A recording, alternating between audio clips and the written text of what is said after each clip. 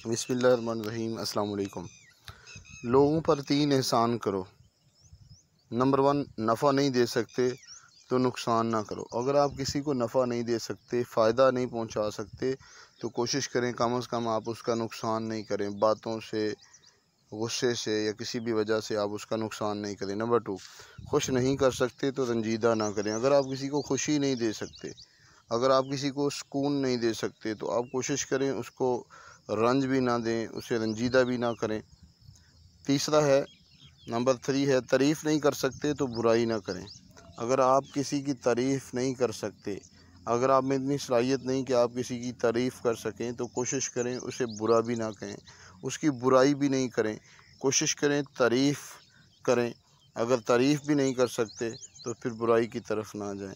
तो दोस्तों, ये 3 चीज़ें जो आज मैंने आपके साथ शेयर की हैं, अगर हम इन 3 चीज़ों के ऊपर, 3 बातों के ऊपर अमल कर लें, तो हम लोगों के ऊपर बहुत बड़ा एहसान कर सकते हैं। इस एहसान की वजह से हम खुद, हमारा कद बहुत बड़ा होगा और अल्लाह ताला की ज़ात हमें भी कामयाबियाँ अता करेगी।